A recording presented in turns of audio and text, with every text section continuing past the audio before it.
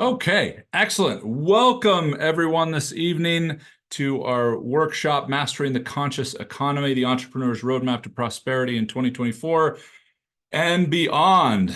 My name is Paul Blanchard. I'm the founder of Whole Body Mindset, and I'll be your host this evening. Let's minimize the sharing a little bit. There we go. Now I can see everybody very well. Excellent. Super, super honored to have all of you with us tonight. And I got an inordinate amount of messages from people that aren't going to be able to make it tonight. We had some technical errors with the registration process and all kinds of things. So we are going to have an amazing time together in this small group, and then hopefully everyone that let me know they wouldn't be able to make it tonight will be able to enjoy the recording. So as I was pondering where I wanted to start this evening and thinking about a few different things, some things kind of going against the grain for me, in that like anytime I create a PowerPoint presentation, that tends to be against the grain for me. Having anything that is that systematic, that structured, is not my natural style in terms of coaching and teaching. It does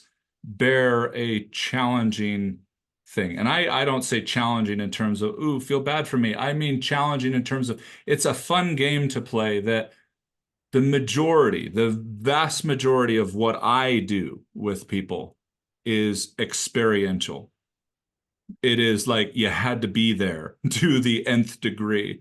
And so to turn experiential in this format into presentational is an unbelievably challenging game. It's one of the reasons I keep coming back to these webinars. I keep doing Facebook Lives. I love the challenge doing keynote speeches of trying to take a little bit of the essence of experiential and trying to distill it into a presentational format that can hopefully give you a little bit of a taste of the difference. I mean, you may or may not have noticed like the big nodding head of Joy Olson, who's a client of mine. And I think I can safely assume, Joy, that the big nodding head was because we've had some ineffable experiences that that then you get on these and you're like, there's some of it where it's like, oh yeah, that's what he was doing. And oh, that's what we were trying to accomplish. Like putting the words to the experience is interesting, but not necessary. It's not required.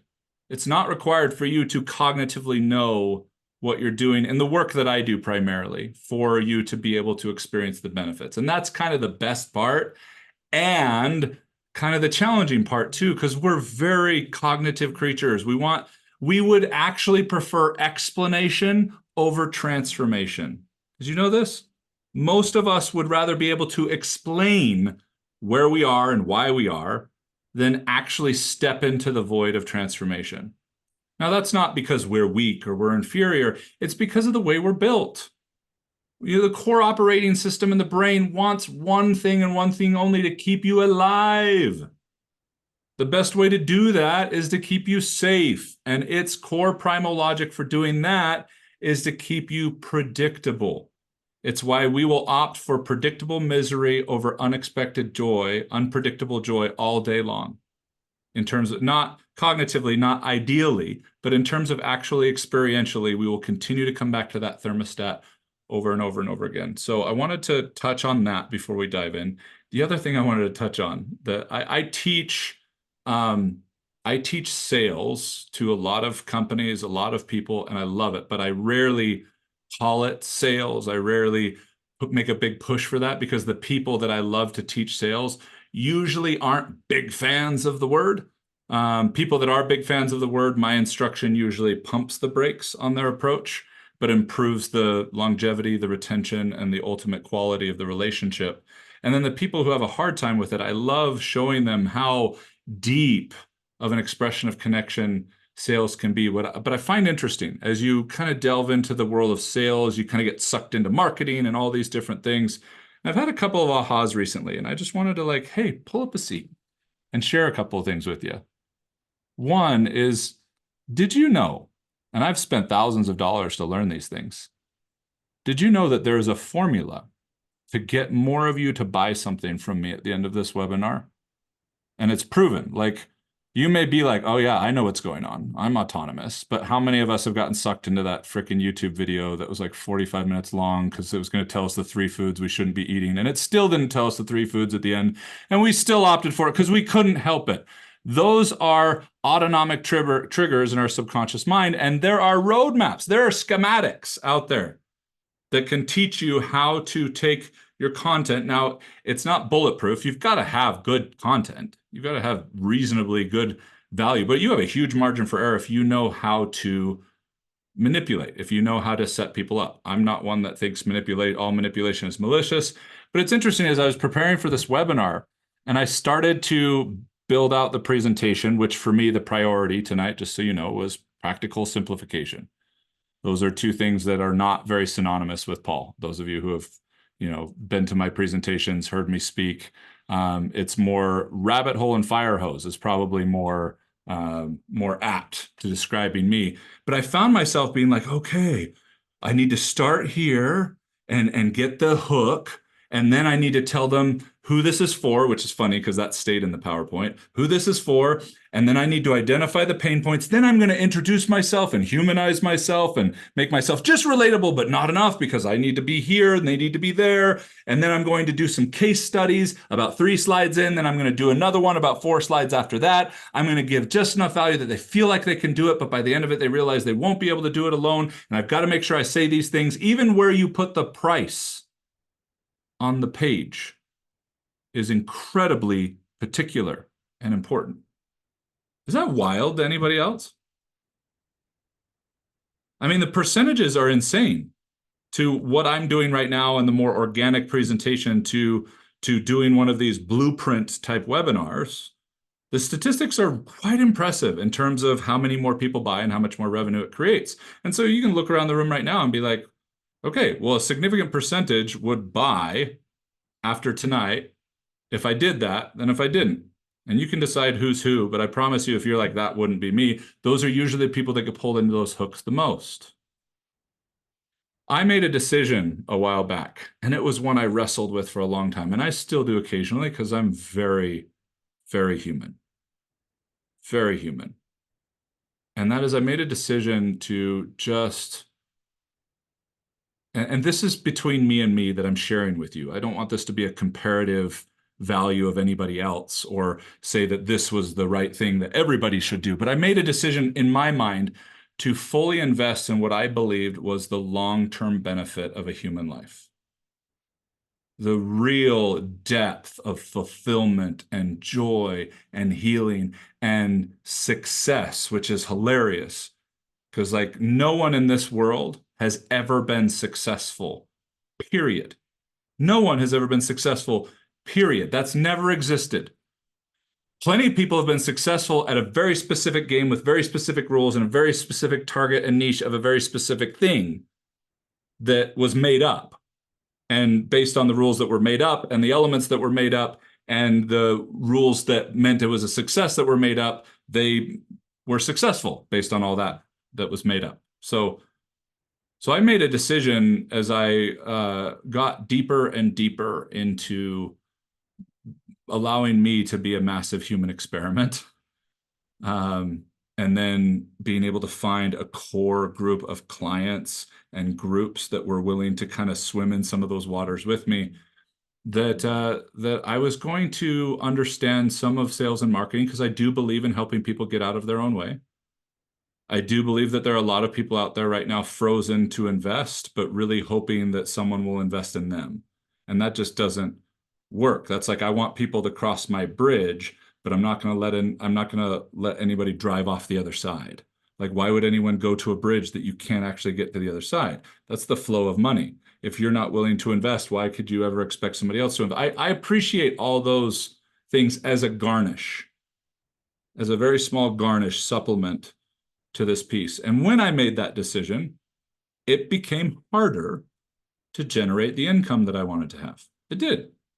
It absolutely did, because of what I was used to and the language I was used to and the ways that I operated that I was used to. And then I kept going, and I found the deeper ways to recalibrate what my nervous system thought was possible. And while it may not be as flashy, it may not be as funnily, it may not be as automation-y, it is unbelievably fun and fulfilling for me. And I love showing people how to do the same, to really make a deeper commitment to what is true to you, which sounds great, except most people don't know how to get to you, like your actual self. So to sit there walking around saying, this is what's true to me. Have you gotten to you yet, though? Because that's kind of the prerequisite to being able to claim that. And that's some of the hardest work there is. Like I got a back procedure today called a rhizotomy, RFA. They burn the nerves off of the ends of your facet joints. And it's amazing for any of you who have incredible lower back pain. It sounds horrendous, but the most painful part is the preparation for the procedure, the numbing, the poking, the stabbing, the actual burning of the nerves. I don't feel anything at that point.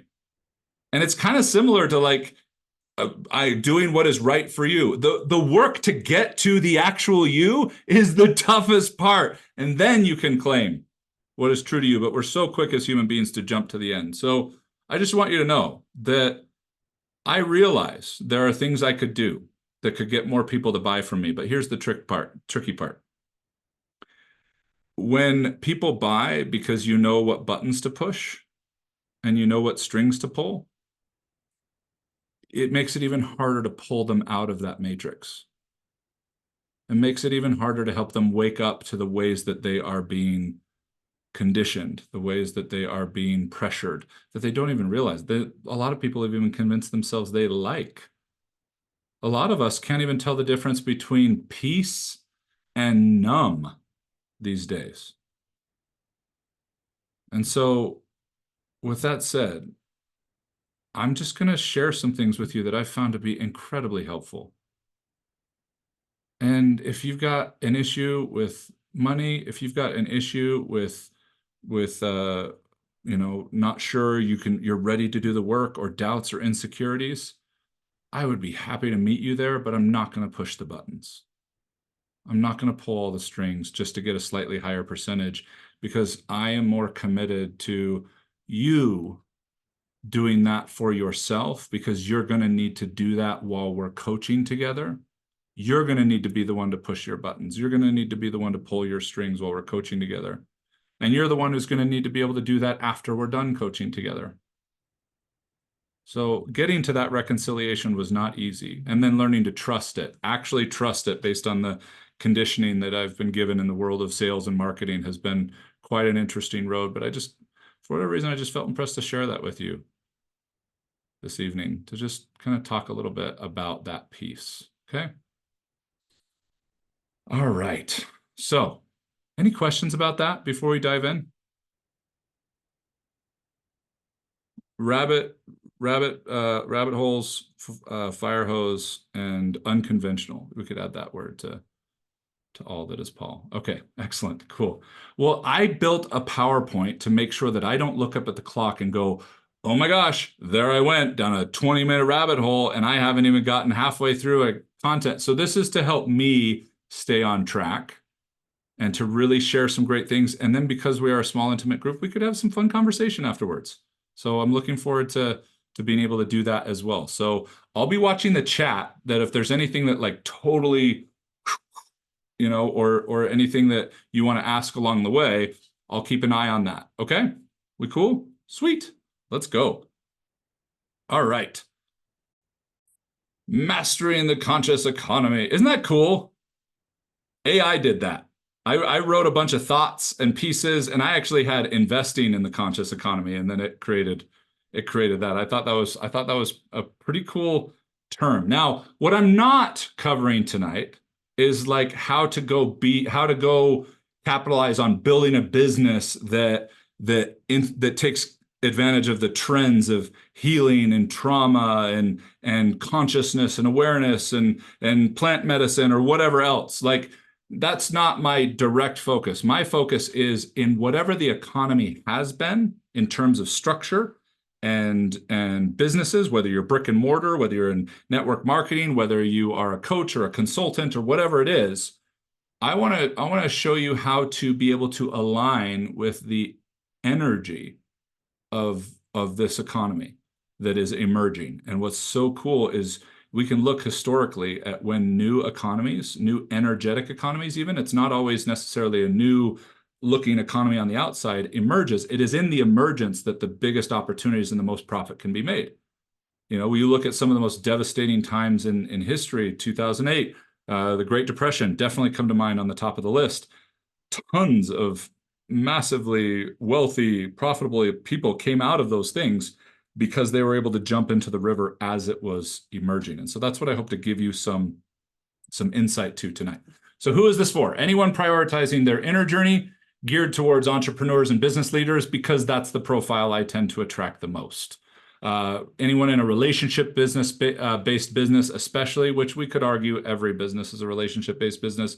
But I mean, in practicality, you know, where recruiting people, leading people, mentoring people, or long-term relationships with someone that you sell something to, those types of businesses, that's the sweet spot. And then, of course, anyone that wants to deeper relationships, more time and financial freedom, greater capacity for expression and joy. I mean, those are okay. No, those are amazing. And we've been wanting those things for as long as we can remember. And we're so close, so close. This is what's so fun about this conscious economy is I don't believe it's going to make a whole lot of changes extrinsically. I think it is going to make a massive change existentially. And I think it's so exciting. So here's the plan tonight. I'm going to talk a little bit about what is the conscious economy, just for reference and context. I want to throw some outdated paradigms and blind spots, some kind of like, oh, kind of, wow, kind of things. And it may create some polarization.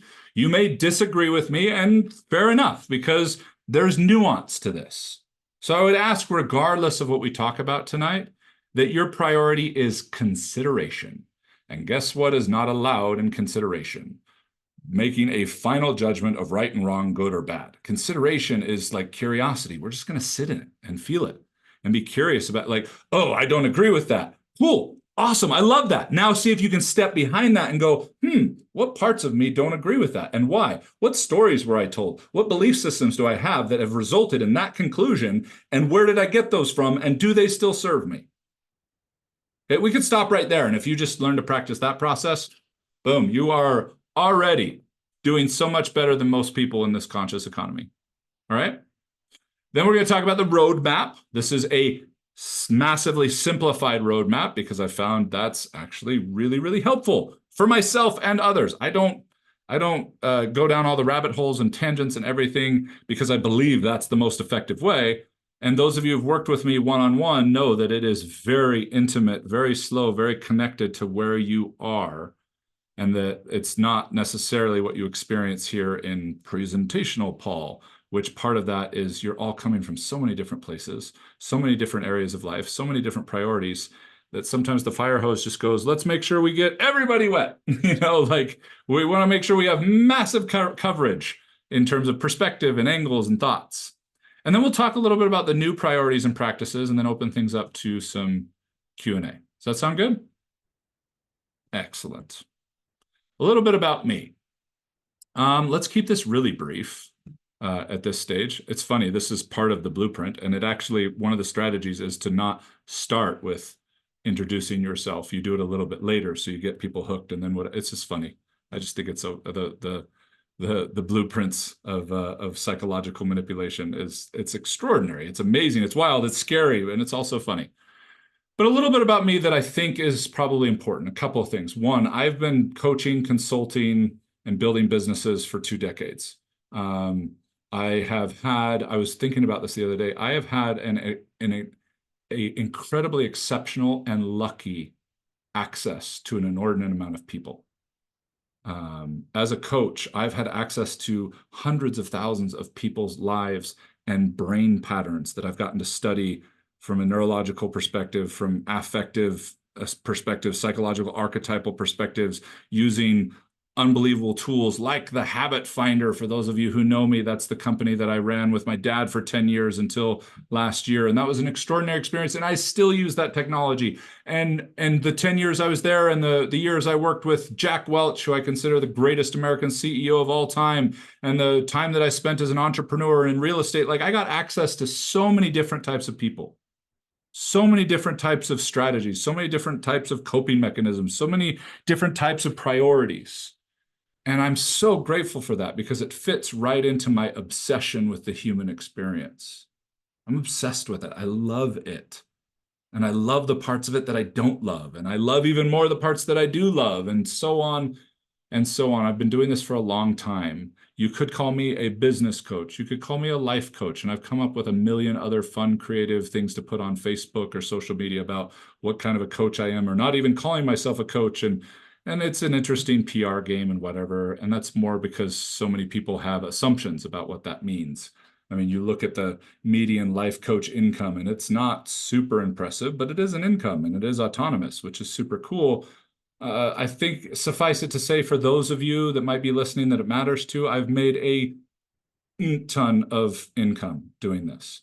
And it hasn't been from automated marketing. It hasn't been from funnels. It hasn't become, I'm not even great at that. I even dabble at social media, which is ironic because I actually have taught a lot of people how to do that really, really well. It's just not my prerogative. And so with all of that, I have been incredibly successful as a coach. And that comes down to a whole lot of luck for getting access to a lot of people to be able to learn a lot of tough lessons fast and deeply. And also because I really, really love what I do. There's a lot of people out there that will teach you how to stop trading time for dollars. And I'm like, you know what? I think that's a problem for someone who doesn't actually want to live their passion. Because the hours I trade for dollars, I love. I love getting to do this stuff. I love coaching, and I'm not interested in massive amounts of leverage and automation for that. And I've actually been even more profitable the more I've just embraced that. And that may not be for you. You may want to do it with more leverage, with more reach. And again, that's great. I'm just telling you a little bit about me. And the biggest reason I've been really, really successful as a coach and made a lot of money is because I've made incredibly more amounts for my clients. And because I have so much joy doing it, I've been able to help facilitate the creation of so much more joy than I could ever experience for my clients. And 99% of the work that I do is referral, which you can't thrive in that and generate the income I've been able to generate if you don't actually create results, if you don't actually reach people where they are and make a lasting impact. And I love teaching people how to do that in whatever part of the economy you work in. All right, that is probably more than enough about me. Let me make sure I've still got the chat up here. Oh, thank you, Patty Ann. All right, the conscious economy. Insert provocative imagery of weirdness, and is it woo-woo? Is it agricultural? Is it scientific? Yes. Okay. I really just went into Adobe and said consciousness or conscious or something. And this was one of the first pictures that stood out. I was like, that's cool. So I'm just going to use that. So you could totally read into it if you want. You could totally not. I think either one is probably safe. But here, let's just talk about the simplicity of the word. What is consciousness? This is my favorite and simplest definition. It's the state of being awake. Ooh, aware. Ah, right? Like those two words mean quite a bit more than when the Webster's dictionary made this definition, I believe. I think the significance, the expansion, the depth, the options of awake and aware, the context of that have become unbelievably cool and advanced and mysterious and frustrating and annoying and all of the things. I think it's so cool. That's the kind of the thing about expansion, isn't it? Like you don't just get to expand here, you expand everywhere. And the opportunity to be able to see that and what's happening is super cool. Super cool. So let's talk a little bit about this consciousness, this conscious economy. And to do that, we're going to go back in time a little bit. Now, in the history of humankind, we've had what are called epochs. We've had these eras, if you will, and there's been certain currencies with them. And it's funny, I can't say that I 100% agree with this is it and only it in terms of the currencies that are listed here, but I think it's a really cool consideration. So the first one was the hunt and gather epoch. Okay, this is when we were scavengers. This is when we would just find things that were discarded and sometimes try and kill things if we could, and that's how we survived. as an era of human history. Then we went into the agriculture epoch, where we learned we could actually collaborate with nature. We could grow things. Pretty cool. Then we went into the agrarian era, where we learned not only could we collaborate and grow, but we could leverage it. We could create tools. We could make it bigger and broader, and in some cases easier. And then we went into the industrial epoch. You can see how each of these lead into the next one. And then we went into the technological epoch. And I believe, and a lot of people that I have studied that are much smarter than me, that the next epoch, in some regard, and you may choose a different word, is the conscious epoch, the conscious era. Now, to understand a little bit about the significance of the conscious era, I thought this was pretty cool. Let's talk about the currency of each of these. What was most valued? What was it that allowed you to be wealthy in these eras, in these epochs? Well, in hunter-gatherer, it was death. Death was the currency. If you could kill stuff, you could eat it. If you could avoid death, you were incredibly wealthy. Death was the currency of the hunt and gather. The agriculture epoch was nurturing. What an interesting transition. We went from killing things to growing things. Like, that's really interesting, really cool to think about how the currency shifted and how it adapted. And it wasn't a moral adaptation. It was simply an advancement, a natural ebb and flow and titration into the next level. Then the agrarian, the currency was leverage. Not everybody could plant seeds very fast. Not everybody could dig in the ground very fast. And so being able to create tools and plows and whatever else was unbelievably powerful in the currency, because everybody could get seeds. Everybody could plant things, but like to what size and to what scope and whatever else. Then in the industrial era and epoch, the currency was labor. Whoever controlled the labor, whoever had the larger labor force, had the most wealth, the most profit. Okay, that was the currency of the industrial era. The technological has been data. Data has actually been the currency of the technological era. Those who have the data have the wealth. That's interesting. Here's what I think is interesting about the consciousness epoch, the conscious economy, and that is that the currency is patience. I think we could trade a few words out for this, but this is the one that I couldn't kick entirely. I could certainly think of some other words. In fact, in the chat, what may have come to mind for you? What do you think maybe a currency? It may not be the main one, or maybe you feel it is the main one. I'd love to hear it. What comes to mind to you of the conscious economy? What do you, awareness? Love that. Yeah, totally. Awareness is part of the conscious economy. What other things do you think is currency, that knowing? Anybody else? Don't be shy. Ooh, oh, that's an interesting one. That's a really interesting one. And some of the trust. Ooh, okay, I like that. I like that a lot, especially when we expand the awareness and the knowing and the desire of trust and of insight. We could really blend all these together beautifully. Thank you. Thank you. What I landed on in patience is if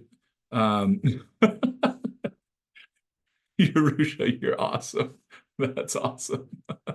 Sorry, it's just I just spent some time with Yerusha earlier today, and she's phenomenal. She's an amazing person to talk to, and she sent me a direct message, and that was great. Thank you. So the thank you, Kincaid. The compassion, understanding, these are fantastic, and it is not that patience is the only currency of the era, but if we look at like understanding death and what that unlocked in the hunt and gather epic, understanding nurturing and what that unlocked, understanding leverage and what that unlocked, understanding labor and what that unlocked, understanding data and what that unlocked, that's where I landed on patience. Not because it's the only currency, but because it's the currency that unlocks so many other things, just like data has been the currency that has unlocked so many other things, like Amazon, Apple, Google. They are not money-driven companies. They are data-driven companies, and the money follows the currency of the time. So, and growth, love that. Awesome. Okay. See if I can get to the next slide.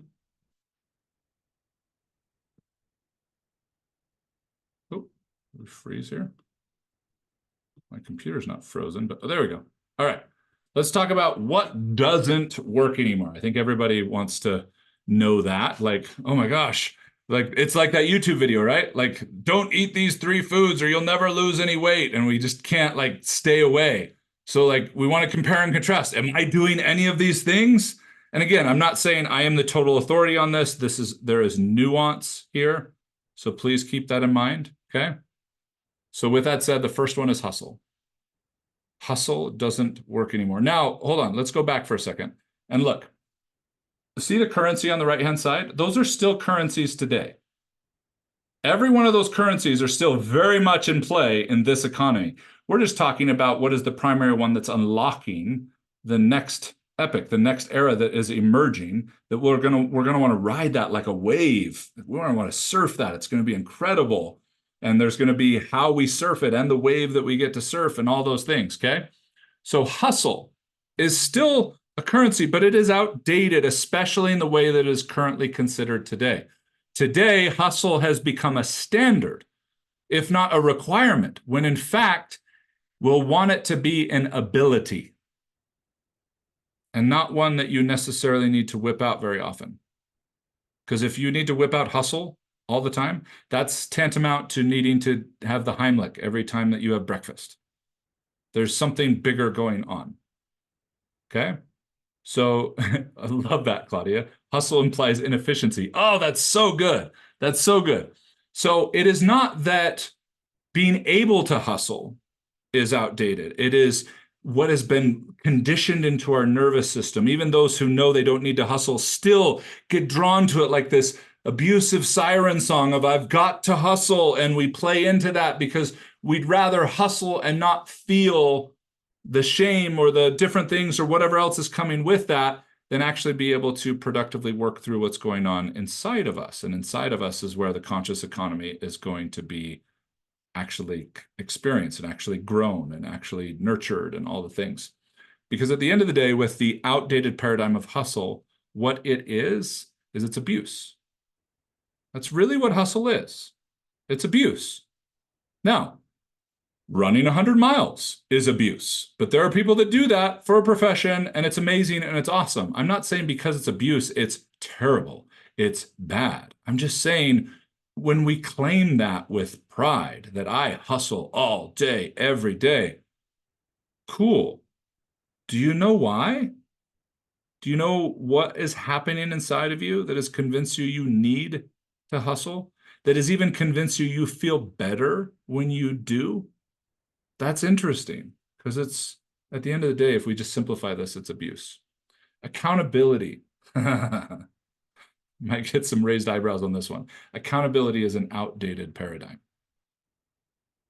Okay? I want you to just sit with that for a second. As it has been applied, as it has been contextualized, and as it has been weaponized, it's become a threat. And threats are very effective short term, in the immediate moment. Threats can get you what you want in the immediate moment, but how often is getting what we want in the immediate moment not really supportive of what we ultimately want in the long run? Accountability has become a weapon. It's become something that we set up to put a sword against our own neck so that we do not eat that donut or we don't not make those calls. We've relied on this cathartic proclamation of telling people out loud what we're going to do, thinking that it makes us more powerful when actually it makes us feel more weak and the threat of our reputation feel stronger. And if the threat of your reputation is stronger than your connection to self, that is a threat, that is a weapon, that is violence. So accountability is no longer a paradigm. There is a paradigm that is outdated. But again, similar to hustle, it's not that there is no place for hustle, and it's not that there isn't a place to recalibrate and retool what accountability could be in a conscious economy. But in order to be able to create the space for doing that, we're going to want to clean out the closet of what it has been up to this point for most of us. The third one is goals. Goals are an outdated paradigm. These three things I spend a lot of time on with my clients, being able to clean out the crap that hides underneath these paradigms, that hides underneath the conditioning that you've got to hustle or you are weak and you don't want it enough, that you've got to just find more people, more systems, more things to hold you accountable to make you do it, okay? And goals that ultimately are ultimatums. That's what the old paradigm has been. That goals are an ultimatum. They are a this or bust, as in there is no option in between. Thank you, Yoda. When Yoda wasn't even talking about goals, it was very contextual to the specific moment that Luke was in. But man, as we love to do, we love to take sayings, contextualize them, make them fit our desire for self-abuse and covering our shame and our trauma and whatever else. And so, man, we love a good ultimatum because it fits the paradigm. It fits the narrative of being locked out of our own bodies, of actually thinking that our bodies are something we're here to leverage and put them through things, and that's strength, and all these really unhealthy things. And we wonder why we're burning out so much, why mental health is going crazy, why autoimmunity is off the charts, and all these different things that just these old paradigms are perpetuating. Now, these aren't necessarily like evil things, these old paradigms. They came about at times, and that based on the framework of our society, they were necessary to be framed that way. It was the best we could do with what we had. And in the conscious economy, we have so much more because we are becoming awake. We are becoming aware. And what's interesting, I was just talking with someone the other day about like all the things that have happened since 2020. That was one of the messages I sent out about this particular workshop is that more has changed deeply in the last 4 years than the previous 40 years. And it's interesting because the pandemic didn't create the problems we're experiencing, it exposed them. And that's what's interesting about waking up, is it's not always a pleasant awakening. That's what's interesting about awareness. You don't just become aware of the opportunities and the good and what you become aware of all of it. And so being able to shed, being able to deconstruct, not just toss out. We want to deconstruct because there's some good things in all of these paradigms. There's some good things about hustle and hard work. There's some good things about accountability. There's some good things about goals. Absolutely. Okay. When hustle becomes something that we can occasionally do when we need a course correction, because as Claudia talked about, hustle implies inefficiency, and we're all human. So we're going to be inefficient at times, and being able to course correct here and there could be a great thing. The accountability, being able to have community and tribes and connection is such a huge part of accountability. And actually the clarity that can come without having to weaponize it at all, without having to say, hold me to this or anything like that, can actually be so much more lasting, so much deep. And goals, when they get to be experiments rather than ultimatums, where we're just as curious about what we learn when it goes wrong, quote unquote, as much as when we nail it, and then everything in between. So these frameworks can be retooled, can be reworked, but in their previous paradigms that we've led up to here, they are quite destructive. And they're not alone. There's thick skin, telling people like it is, so on and so on. There's tons of paradigms that just aren't working anymore. Not in totality, but they need to be retooled. So let's talk a little bit about the roadmap. Let's talk about where we go from here in navigating the conscious economy. Because being able to navigate it that's what I find really cool about one of my favorite traits of what I think is emerging as the conscious economy is there's no winning.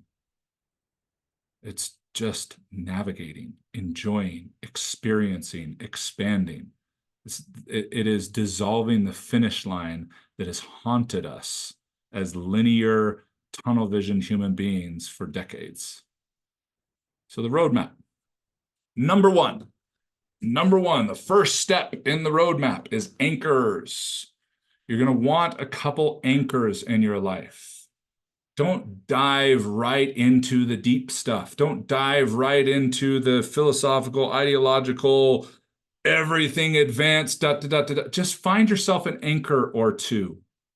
And hopefully you're self-aware enough to be able to figure out whether you need an anchor that provides some consistency or whether you need an anchor that provides disruption.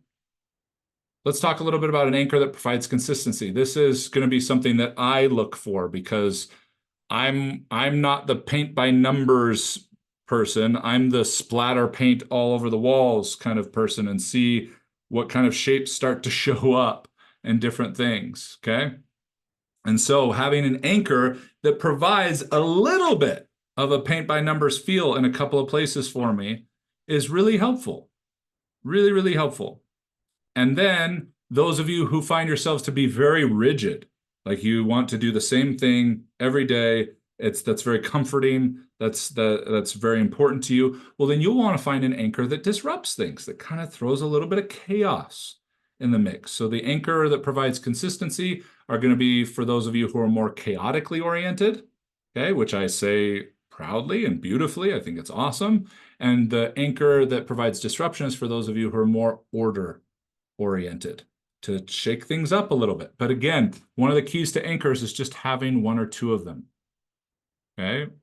Because this is not the work. This is the anchor you use for the work. The anchor is not the boat. It helps stabilize the boat when it needs. Okay? But if we have too many, it's going to get in the way of where we're traveling to. Okay? So having an anchor to anchor to, right, is super important. I've found that some of the best places to start, definitely the number one by far and away, are mornings. When you can learn how to find your morning routine, which is going to be a little bit different if you're looking for a consistency anchor, and it's going to be a little bit different if you're looking for a disruption anchor. And I have fun experimenting both. Because I'm chaotically oriented, I probably do about 75% consistent anchors in my mornings, and then 25% some chaotic changing up. And it's little stuff. It's like driving to work a different way, kind of a thing. But mornings are such a powerful place to start.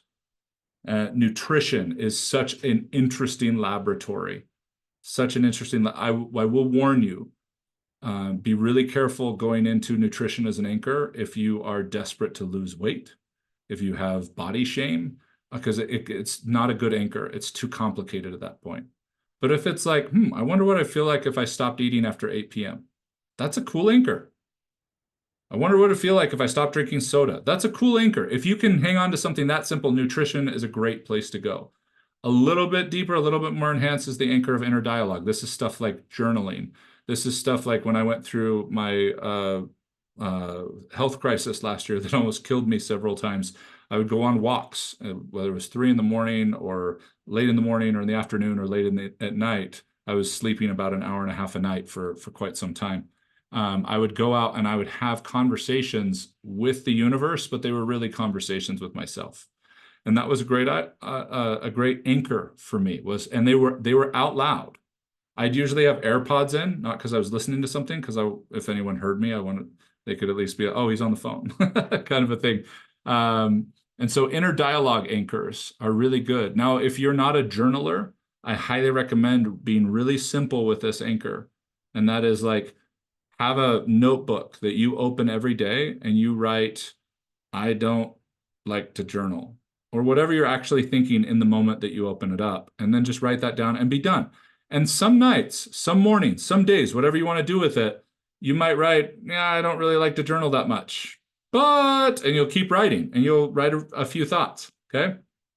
So those are a couple of anchors. I would probably add like exercise into that, but that's such a natural part of mornings. And when I say exercise, I would rather use the word movement. Movement, I think, is such a healthier way to think about it rather than exercise. Exercise gets into that ultimatum, goals, expectation arena. Whereas like if your morning anchor is to get up in the morning, mine is to get up in the morning early, okay? And early is different for everybody. That's super important. Early is different for everybody. And to drink a full glass of water and then get dressed and go move. Whether I go do yoga downstairs, I go to my gym and work out, or I go for a walk out in the neighborhood, the goal is movement, not a certain workout or whatever. I can experiment with those things, but as an anchor, it's just to move. And in fact, I do all three of these in my mornings. I anchor to the glass of water, then I anchor to movement. then I anchor to inner dialogue, then I anchor to nutrition. Okay, but it's taken me a long time to get to that place, and there's a lot of autonomy and experimentation in all of those things. Well, other than the glass of water, I don't like experiment with a glass of orange juice or a glass of champagne in the mornings. It's always a glass of water, and the nutrition follows, similar guidelines. Even though, like, most mornings it's a green drink and a banana, some mornings it's an apple. Other mornings it's berries and mixed nuts. So, but the key to anchors is simplicity, and it's not the thing. That's one thing I see a lot of people make the mistake of in mornings, is they make it the thing. And then they lose a lot of fuel and a lot of willpower for actually getting through their day. It's like an NBA player making the warm up the thing, and then they don't have much left for the game in terms of actual autonomy and exploration and whatever else. Anytime I hear someone say, my mornings are the best part of my day, I get a little worried, because it's like, I hope your day is the best part of your day. That's generally going to be a really good way to live. All right.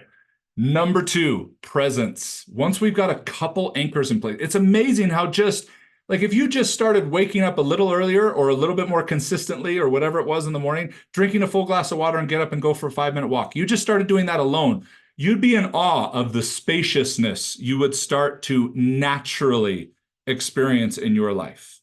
It's wild. And I don't mean like pop a pill, feel it instantly kind of thing. I mean like, oh, you did that for the next week or two and then stopped and then felt the difference, the contrast would be wild.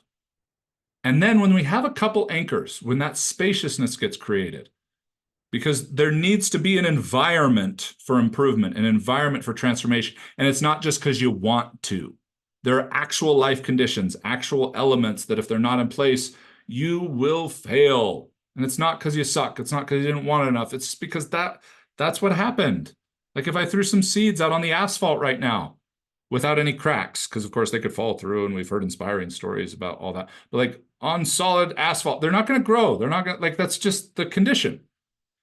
So we find an anchor to create some spaciousness, then we can start to work on presence, which I think is absolutely, it would be the top priority if it wasn't that anchors helped create some conditions to actually be able to have the spaciousness for presence, because it does require spaciousness. And early on, for a lot of us that are stepping into this conscious economy and have been stuck in the labor-driven hunt and gather, all the previous epics, and needing to hustle and violence and against ourselves and ultimatums and all the things, creating spaciousness is expensive. And it feels scary to do that because we got to go. We got to keep going. We got to stay ahead of our feelings. We don't want to slow down because we're locked out of our body.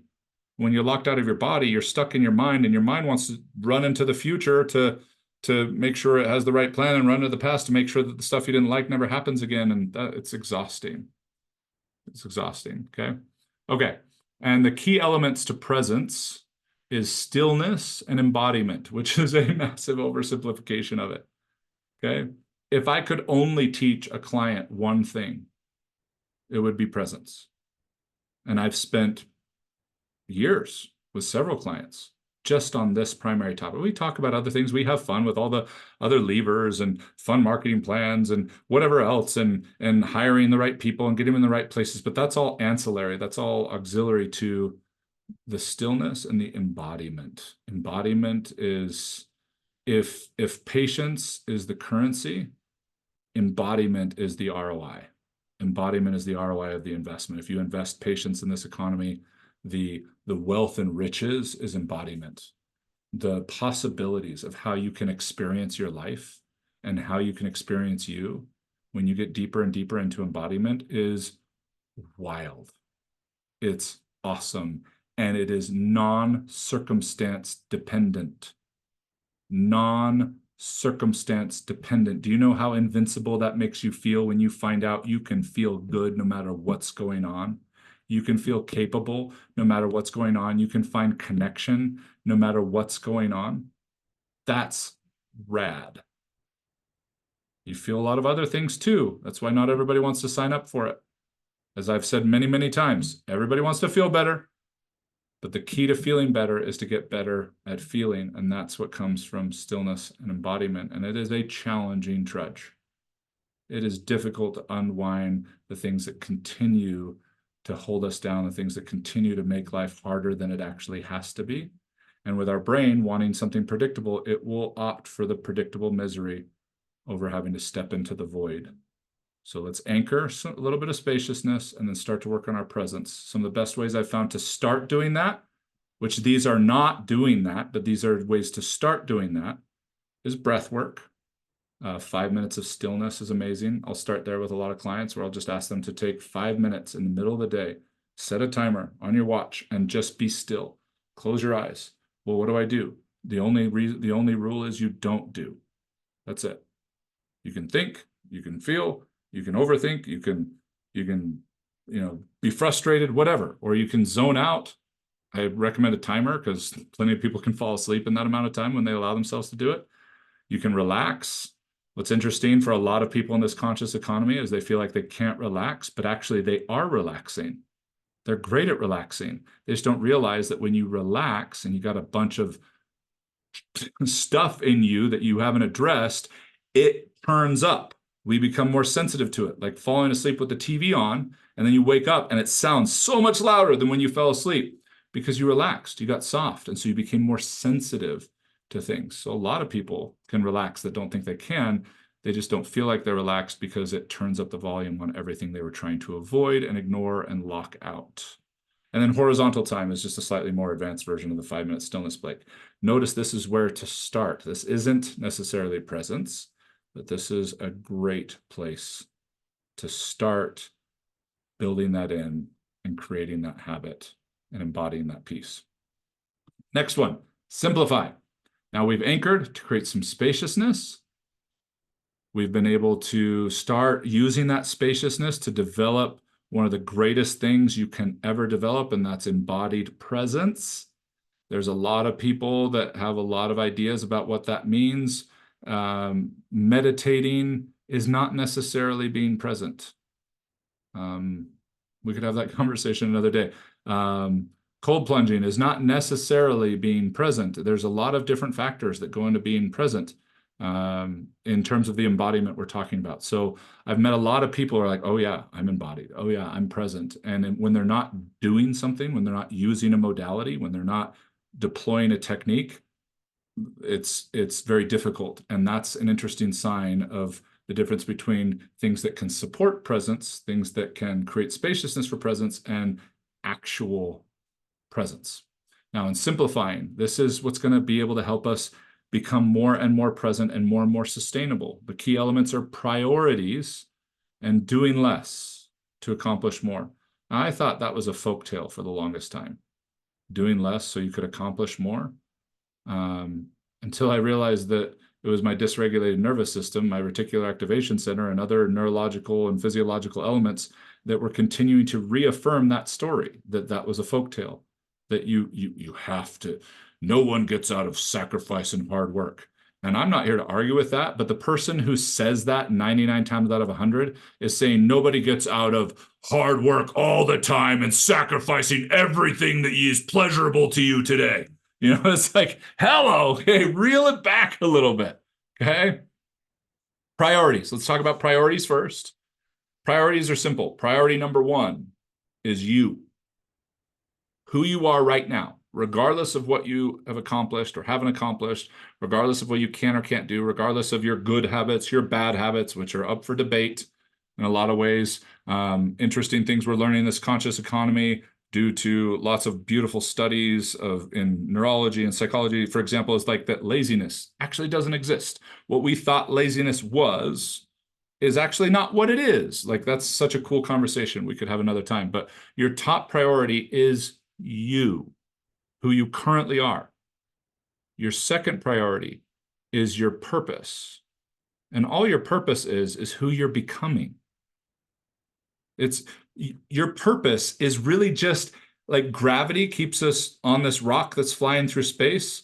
Purpose is what continues to allow you to feel, notice, experience, and become more. More of what? More of you. Not something different, not to go get something, not to go chase something, not to just to become more of you, to expand. And then number three is others. And this is unbelievably flipped upside down in a lot of societies. I was telling someone earlier today, one of the greatest ways to be able to control the masses is to convince them that thinking for themselves is selfish, that taking care of themselves is selfish. It's one of the greatest ways to control. And it's such an effective strategy because it taps into service and selflessness, which are beautiful, beautiful qualities, and they are enriching to society. But claiming that taking care of you first is selfish is leveraging the beauty of service and tribal collaboration and different things for leveraging that for control. It's one of the things that a lot of my clients struggle with the most, especially moms, is to make you the top priority because it feels selfish. And I can tell you conceptually that one of the biggest reasons that is because if you don't, then everybody else gets a cheaper version of you. So who's actually being selfish when you don't make you the top priority? Conceptually, that sounds cool. You get an ooh and an ah. I want to put that on Facebook or knit it on a pillow. But the embodiment of that priority, that's where the gold is. And that is a lot more work than most people realize, especially if we think we've already figured out, especially if we're going with the high of the idea versus the actual embodiment. And then as we do that, you will find as you become a higher priority and then eventually your top priority, you'll find that a lot of the things you were doing, you don't actually have to do, both for you and for others. And you'll also start finding that a lot of the things you were getting drained by were not the things you were doing, but the ways you were thinking about them because of the distorted priorities and because of the dysregulated nervous system and because of being locked out of your body. And so suddenly you find out that doing less and accomplishing more is a sensory experience. And for some people, you still get the same tasks done every day, for example, but it does not feel anything like it used to. And suddenly you start finding hours and hours in the day you didn't realize you had. We've discovered this because that like 70 to 80% of the time and energy that you use every day goes into thinking about what you need to do and how you think about what you need to do and why you're doing it versus actually executing it. So simplifying, having your priorities in place is such a huge part of continuing to expand the spaciousness, the presence that allows you to actually enjoy your life more often. Baseline and power sessions are a great place to start. Baseline is, pretty much stop pushing. Just see where you're actually at. When you just settle into your current habits without incentives, without fear of FOMO or anything like that, where do you naturally operate? And if you can fall in love with that place, you don't have to go to seminars to grow. A tree doesn't need Tony Robbins to grow. A flower doesn't need a motivational speech to bloom. It's what it does when it gets to be who it is. And so getting to your baseline, it can be scary, it can be painful, but it's such an essential place to start. And then power sessions are a great place to kind of systematize, mechanize some of these pieces. Power sessions are simply 5 to 30 minutes of focused time on something you would normally put a lot more energy into than was needed in terms of stress and making it sound bigger or feel more than it needs to be, or something you put off or procrastinate. Those are great places to start in terms of simplifying your life and great ways to be able to create the spaciousness for making you the top priority, because you need that just as much as you do for presence, and to actually start trusting and embody doing less to accomplish more. Optimize, key elements, freedom, which are simply options. The more options you have, the more freedom you have. The less options you have, the less freedom you have. Collaboration versus control. We've made this interesting progression over a time. Consciousness is not new to this economy. It just seems to be the theme. Just like technology wasn't new to 2004, like the internet was around 10 years before, 20 years before most people knew it actually existed. And control has been something interesting as well. We've gone from trying to control out of desperation and survival responses to then having a slightly more conscious approach to that of, oh, I'm only going to focus on what I can control. In the conscious economy, it is realizing you control nothing, which feels devastating, especially when I say it like that. You control nothing. Okay, but when you are able to convert the ego identity response, the crisis of I don't control anything, and convert that into the intentionality of collaboration. It's unbelievable when you bring those principles to every part of your life, what naturally optimizes, not because you made it happen, but because you connected the dots, you created alignment, you created embodiment. And like the tree that grew and the flower that bloomed, guess what you did? You improved. And nobody told you how, because your essence, the eternal part of you already knew how to do that. It didn't need a book or anything else to do that. And I'm not demonizing those things. I'm not saying those are bad. They're great supplements. But man, we're trying to give them a lot more credit than they need. Interesting thing about optimization, where to start? Put this stuff off as long as you can. It's hard to do, but there's something about that that's quite beautiful, allowing it to materialize naturally, allowing it to come to you. Because that's what's interesting. You think about like the physics, the reality of your reality, and you don't ever go anywhere else. You're always where you are. And so becoming more it's more like orbit. Rather than traveling somewhere, you're actually bringing something in. And it's hard to bring something in if you don't have room for it. And that's why the spaciousness, that's why the embodiment, clearing up the part of you that is already present, your body. Biggest obstacles to this, as I've talked about many times, some of you may have heard, I believe that mindset is a set of minds, and that there is a head mind, a heart mind, and a gut mind, which is also a simplification, but it is the way that these three dance together. And the three biggest blocks to those are shame, attachment, and trauma. Most of what we are taught, even with good intentions and personal development, the very profession and industry that I love and am so grateful to be a part of, up to this point, the best we can do is teach things that get us stuck in our head unintentionally, have us ignore our heart unintentionally, and numb our gut. Ouch. And we're left with the massive obstacles and the blocks in our system unaddressed and unable to process, and in some cases unwilling to understand how shame blocks our dreams, our business, our ideas, our inspiration. Attachment wounds block our relationships, and trauma just plain blocks you.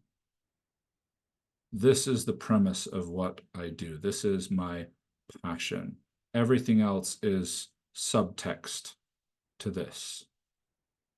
I'm not going to lie. There's been times where doing this work in my own life, I wasn't sure it was worth it. I wasn't sure it was actually helping.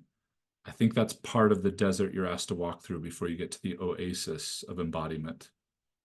And I am really grateful I did. I'm unbelievably grateful for incredible mentors and coaches and people in my life that have helped me be able to stay on that path and get to that place, get to the other rim of the canyon and be able to go, now I want to go back to the other side and see who wants to come across. See who wants to walk this. I can't walk it for them as much as I've really wanted to at times with clients in really vulnerable moments. But what could be possible? What could be possible if you could achieve that kind of embodiment? If you could lean into some of your fears, some of the things that your shame, your trauma, and your attachment wounds have you so convinced are real, that are actually the projection of dysregulation. What could be possible? And do you want some help? It's a simple question. There's no slide after this that has, and this is what you get, and this is the value, and this is the price. It just, for whatever reason, it didn't feel right tonight. It didn't feel right in this particular piece. I wanted to keep this really simple, and here's the really simple. I'm going to stay on for a little while to answer some questions, if anybody's got any. But I've got something coming up. And I think it's going to be awesome. And I've been doing some little experimentations here and there for it. And it's an opportunity to take a group, 10 people max. I've done a few experiments with these groups. I see Demond here. He was in one of my experimental groups. And it was awesome. It was really fun. I don't say experimental like I'm messing around with I'm teaching and doing stuff that has been proven and works, but the construct and the sequencing and different things like that is more the experiment, and how many sessions and whatever. It's 6 months. The first 4 sessions are going to be weekly because we're going to be getting into the presence. We're going to get into somatic experiencing. We're going to get into some embodiment that requires a weekly cadence, or I shouldn't say requires. It is best served with that kind of cadence for people to be able to lean into. And then after that, it'll be 2 sessions a month. One session will be anchoring the somatic experience. The other session will be optimization in your life and your business and your relationships and things like that will be the primary themes, but there'll be crossover, of course. You know, I'm not a robotic coach. And then also you'll get 3 one-on-one sessions with me in the process. So if that's something you're interested in, I don't have a page. I had enough technical difficulties just trying to figure out why so many people registered for this tonight and weren't able to get the email. I have since diagnosed these issues and whatever. I never thought I'd miss Infusionsoft. But anyway, with all that said, email me. That's all I'm going to say.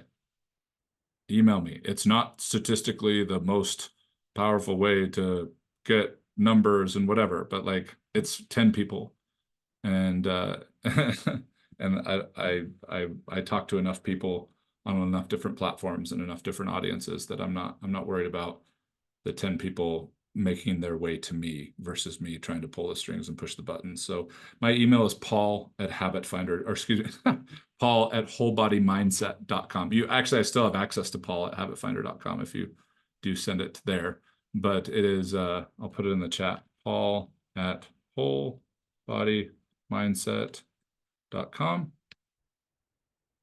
Just email me, say I'm curious, or I'm interested, or I'm in, whatever. Regardless, it's not going to be, okay, here's where you put your credit card. It's going to be a conversation. We're going to connect. We're going to see about it, because one of the things I do feel very strongly about amongst the sequencing and the duration of the experience is the 10 people or less, because of where we can go and what we can create with people in that kind of space. And then if there's a couple of you that are interested in more of a completely one-to-one experience with some of the things we talked about tonight, I've got an ongoing trial, if you will, of a really cool thing I've been doing that I think I've got 2 spots open for that. That is probably it is the most affordable one-to-one experience that I've ever offered. But I'm not going to say much more than that on here because I don't have room for everybody on here and people watching the recording. So just email me and let's chat.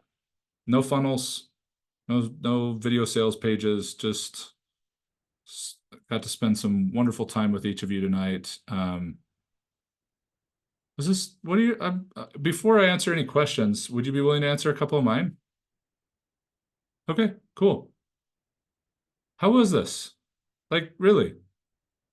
From the way it started to the information, like, I would love, like, was it helpful? Was it interesting? Was it provocative? Was it just super curious. I had a ton of fun. Thanks, Kinkato.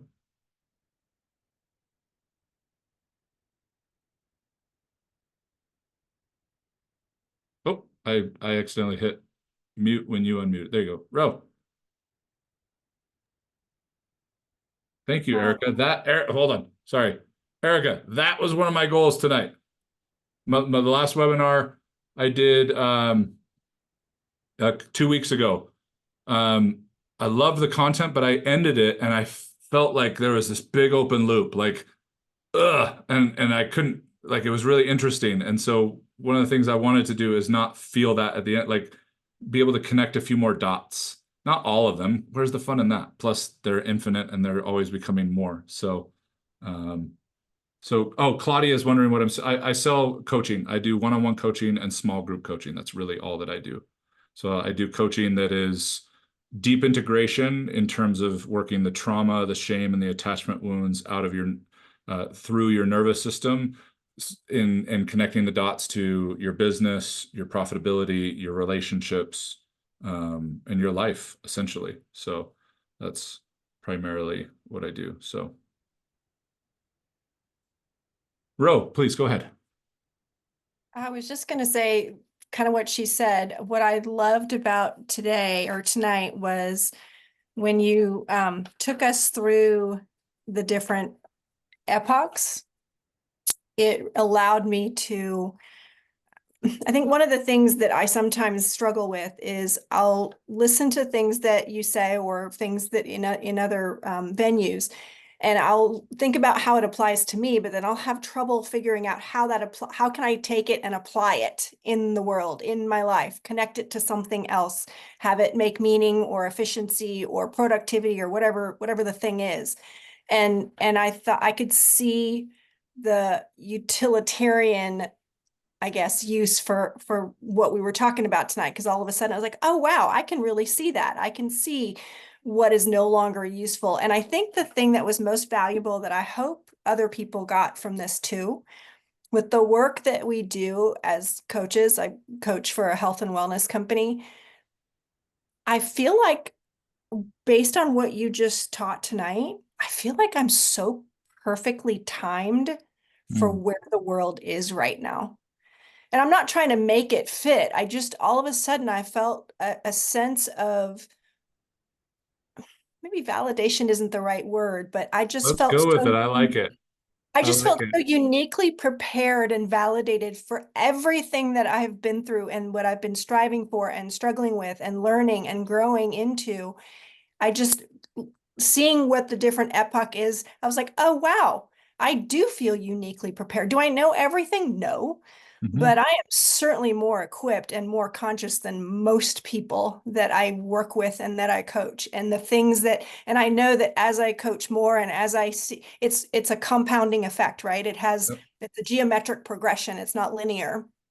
And I so I love that. just, And I resonate with that deeply. I feel like the last year, especially, if not the last two, have been like the universe saying, Paul, you're not a wrong fit. You were just early. So it's that's been, it. it's been pretty cool, Marnie. Yeah, totally. Yes. Okay. I'm not broken. I'm not messed up. I was just early. And like, that's what I'm so passionate about here is like, yeah. And this, being early in the emergence of a new economy, of a new, like, that's so powerful, so exciting. So Urusha asked a great question about the projection of dysregulation. Like, what did I mean by that? So anytime I use the term dysregulation, I'm talking about the nervous system. I'm talking about what I say nervous system, but you could talk about anything from flows of energy, chakras, all kinds of different things that different um, dogmas, to different methods, to different ideologies would call it. But the dysregulation is when flow is distorted, when flow is cut off, even, or locked down. And the flow of what? The flow of energy. When I talk about the nervous system, I'm talking about molecular energy, the actual things that are passed through the sugar fibers and the electrons and neurons in your body, because that's what all of those things are based in, is energy that is magnificently compressed into an atom that turns into a cell that then supports the molecule, and so on and so on. And dysregulation is when something happens that throws it off track and it doesn't get a chance to recorrect. That's really what like trauma is. Trauma is a dysregulation. But for a long time, we've been trying to address trauma as the story of what happened to you and trying to rewrite the story. But actually, it's getting access to the trapped energy that was activated because we didn't know how to handle that experience and be able to experience that activation slow enough that it does not set off the threat response. Because if you set off the threat response, no more working through it. People think they're working through it, feel like they are, but the bank vault doors have fallen. And now what you're dealing with is the bank lockdown, not the actual reorganization of your nervous system. So, and then the term projection had to do with a dysregulated nervous system actually projecting false images. Yes, absolutely. Absolutely. Let me read that a little slower because she was putting a direct message to me. Wondering if the term projection had to do with a dysregulated nervous system actually projecting false images or stories for us that we react to. Yes. And projecting them onto others, which then creates reactions in them that we then react to the dysregulated projection and justify it because we got it out of somebody else. So yes, spot on, spot on.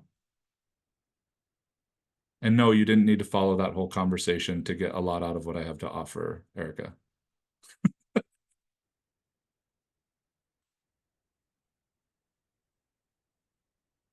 Any other questions? Or yes, for my 16-year-old, when your vibe feels sus. No cap.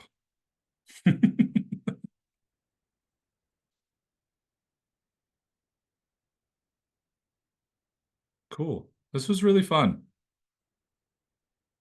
The the only thing I love more than helping people get to be them is getting to be me while I'm helping them be them. So I appreciate that that was valuable enough to a lot of you to like actually spend some time with me this evening. Like that alone is rad. Really cool. So thanks for letting me see you and for seeing me. Pretty cool how that works. All right, everybody. I'll send out this recording to everybody just in case you want to go back through some of the things that I might have said at a 2x speed and you'd rather kind of slow it down a little bit or re-listen or yes, please, thank you. And again, please email me if you're watching this recording, you're listening to this. This is not how it'll be done every time. But I don't know, there's just something really organic about what's emerging right now. And so I'm going to go with as if I was supposed to have technical issues, as if I wasn't able to create the landing page for the end of this presentation, as if I kind of crumpled up the paper of how to build a webinar and just went with whatever kind of came out, but still had some structure. As if that was all supposed to happen because you're supposed to happen. And if you want to see where this goes, email me. All right. Much love. Thanks, everybody. We'll see you next time. Take care.